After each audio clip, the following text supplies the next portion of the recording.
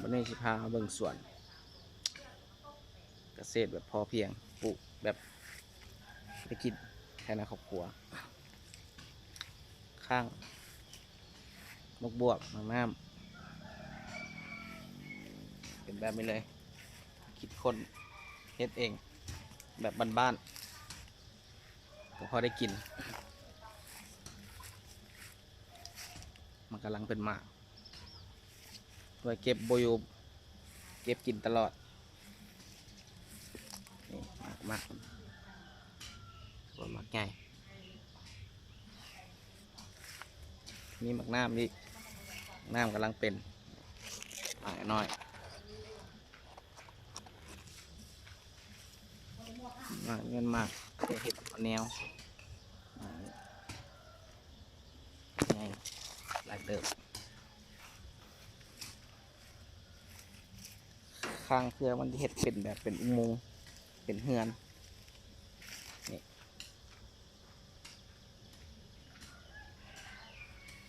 เป็นลักษณะนี้ถือว่าเป็นมากหลายอยู่หมากน้ำมากน้อยมันกำลังเป็น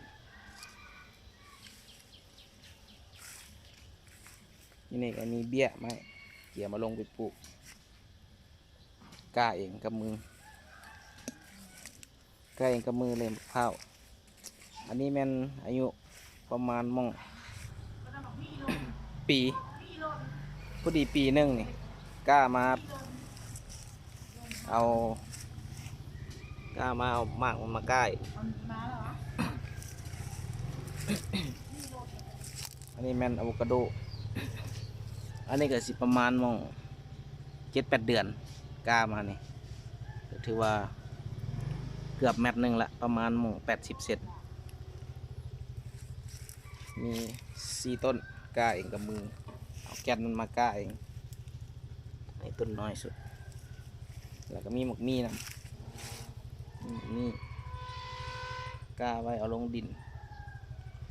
ลงไปปลูกอยู่ทุ่งนาแล้วก็มีไผ่กินซุงเพาะพันธุ์เองขุดมาปลูกเอง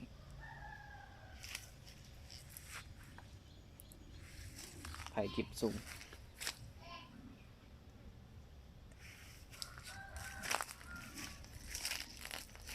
ต่อมาเจอนี่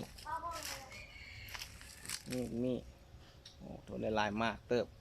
ต้นหนึ่งพอได้กินอยู่เฮือน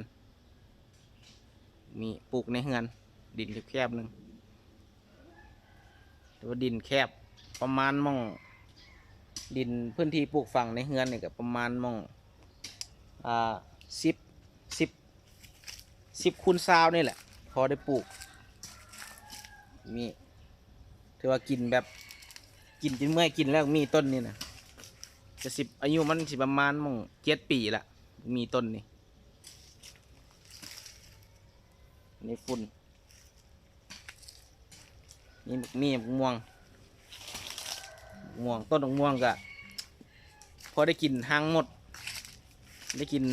2-3 ทิศได้ตอยลงหันหนึ่งได้แม่นหันหนึ่งหางหมดได้แง่หันหนึ่งหางหมดเรียกว่าหลายเติบอยู่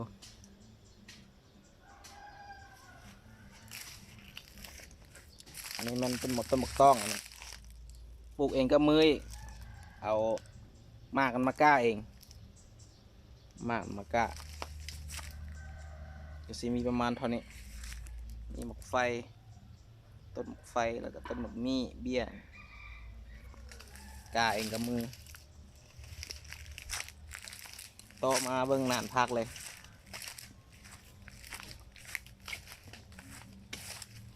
นานพักโอ้มาเจอเจ้าของสวนล่ะเฮ็ดอยู่เจ้าของสวนตอนนี้กำลังขุดนานพักเตรียมชิปลูกพักเนาะมาดูว่าดินนี่งามเนาะดินนี่ดำดีเนาะสีงามเนาะปลูกพักก็สีงามดีเนาะสีปลูกพักอย่างนี้หลังจากขุดแล้วนี่ปลูกผักกาดซอมเนาะพอได้ลวกกินนั่นแต่ละมื้อนะโอ้ ถือว่าพักนี่เนาะแบบบ่ได้ออกตลาดเลยเนาะ เลยไม่ละพัก ถือว่า กับ แบบ ปลอดสารพิษฝุ่นก็เอาฝุ่นขี้ บ่ ไก่ ได้ซื้ออยู่ ขี้ ตลาดเลยเนาะเป็นพักเนาะ เลย มีนี่โอ้ยส่วนนี่ก็มีเพชรเนาะเต็มมันเลยเพชรก็ได้บ่ได้ซื้อเพิ่นว่าบ่ได้ซื้อนี่ออกตลาดนี่ก็บ่ได้ซื้อเลยเก็บเอาอยู่เฮือนนี่แหละปลูกปลอดสารพิษนี่มีแต่ฝุ่นนี่ปุ๋ยบ่มีบ่ใส่นี่โอ้มีต้นแปงนัวน้ำอีกนี่ถือว่าโอ้หลายมีหลายอยู่เพชรนี่ก็ถือว่าหลายต้นอยู่นี่เพิ่นว่าปลูกไปกินเองบ่ได้ขายเอาไว้กินเพิ่นว่าน่ะเดี๋ยวโอ้เต็มบักเพชรนะเต็มต้นเลยบักเพชรก็ได้โอ้มีหญ้าอีกอันนี้มันเขาห้องว่าหญ้าหวานไว้บดไว้นั่นปลูกแล้วเกี่ยวไว้บดให้เป็ดให้ไก่ให้งัวกินได้หมดอันนี้มันดอกดาวเฮืองนี่ปลูกไว้ไล่แมงไม้นี่ปลูกไว้ไล่พวกศัตรูพืชมันคิวเลยอันนี้ก็คือซีเมนต์นั่นหัวคิงแม่นบ่ได้เจ้าของสวนหัวคิงมันบ่นี่ นี่แหละ ปลูกไปกินเองเนาะอันนี่ก็พักกระแยง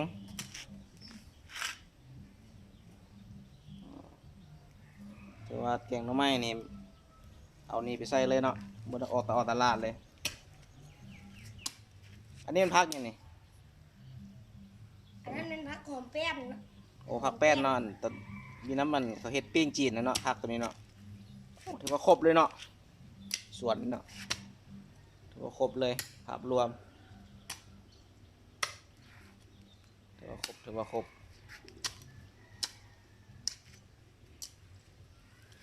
โอ้มีบักฮุงอีกตัวต้นบักฮุงถือว่าครบเนาะมีก็มีอันเป็นเต้าพักเอาตีนรถเป็นอันวัสดุเหลือไส้จากตีนรถมาเฮ็ดเป็นนานพักถือว่าไอเดียดีหลายมีอันพักอันนี้พักอย่างนอนพักอันนี้ นั่นพักข้าวรอง เขาทองโอ้เราเต็มเนาะงามนี่ก็แม่นพักบัวละพาตัวนี้นะตัวนี้แม่นพักบัวโอ้ถือว่าหลายเนาะถือว่านาดีเต็มอันนี้ก็แม่นพักอย่างอันนี้ พักแพรว แพลวเนาะโอ้ถือว่าหลายเต็มมากนี่ก็แม่นพักบัวอีกถือว่าครบตลาดเนี่ยไม่ต้องออกไปซื้อหรอกเอาอยู่ในเบิดมีหอมเปรย์อันนี้พักอย่างเนาะหอมมันนั่นซีบ่นี่หอมป้อมเนาะหอมป้อมนี่เอากระถางเอาตีนรถไม่เห็ดปีนเอาเลยนี่แบบใส่วัสดุเศษเหลือก็มีหอมลาบหาก็ใส่ฝุ่นไม่ไหม้เหลืองใส่ฝุ่นคอกนี่ก็ต้นมะฮุงเป็นหมากกำลังเป็นหมากเลยหาก็เป็นต้นมะฮุง